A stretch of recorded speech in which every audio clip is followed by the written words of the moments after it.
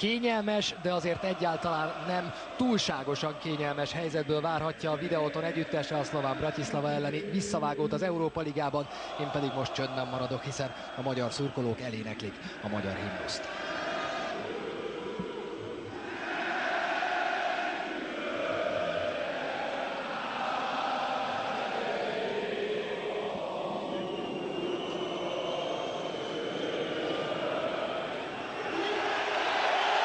A fehérvári szurkolók egy egész stadionos élőképpel készültek a mai mérkőzésre, a magyar zászlóval. Az egész stadion csupán azért nem volt igaz, mert a vendégtábor ebből kimaradt, ők egyébként pár százan érkeztek Pozsonyból. Egy két félidős mérkőzés első félidejének végén vagyunk. A Videoton helyzetbe hozta magát, de az nagy kérdés például, hogy mennyivel kockáztat majd többet a székesfehérvári együttes, mint az első mérkőzésen, figyelembe véve, hogy a Slovan Bratislava támadói, mint mondtam már, rendkívül veszélyesek és rendkívül gyorsak.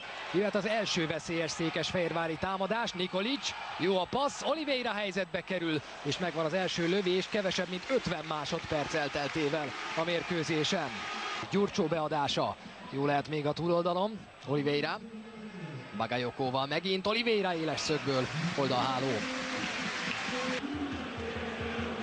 Mitrovic alányul, az pedig szabálytalannak tűnt. Ez sokkal vitásabb eset lesz, azt hiszem, mint Oliveira esése a 16-oson belül, akármit mond Putnocki. Bagayoko beteszi középre, oldalháló. Sebó.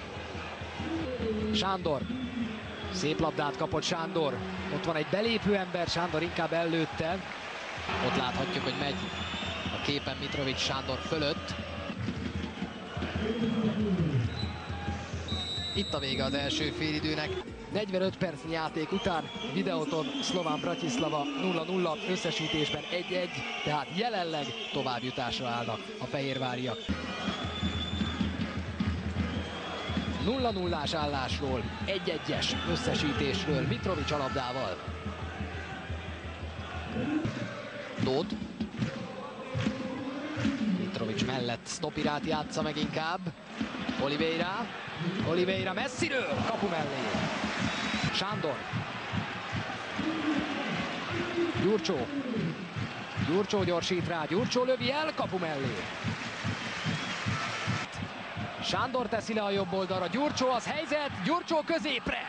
Lepattan a védőről, Oliveira még lőhet. Jó a csel, Oliveira túljut a védőjén, ellövi, megpattan mellé.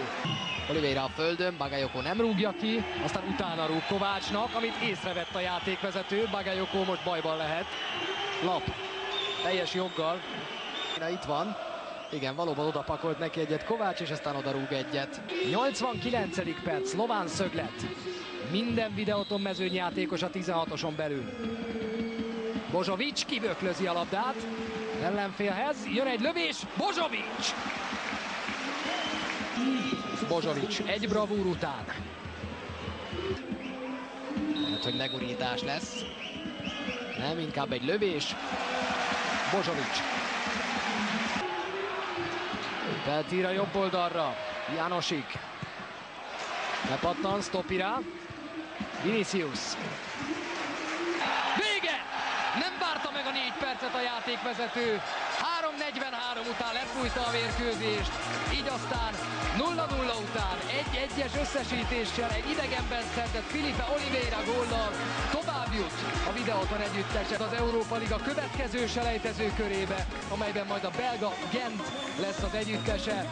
Szükség volt egy nagyon-nagyon jó, egy nagyon fegyelmezett, egy nagyon makulátlan első mérkőzése, hiszen szinte makulátlanul játszott a Videoton idegenben Pozsonyban. Ugyan összesítésben ez egy döntetlen és egy idegenben lőtt góllal való továbbjutás, de azt hiszem, hogy mégis egy óriási győzelemmel ér fel, amit véghez vittek a székesfehérváriak. Így aztán a Debrecen mellett ők is továbbjutottak, és most már a debreceniek gratulálhatnak nekik, ahogy ezt megtették ők, amikor a Loki lépett tovább a Bajnokok Ligájába.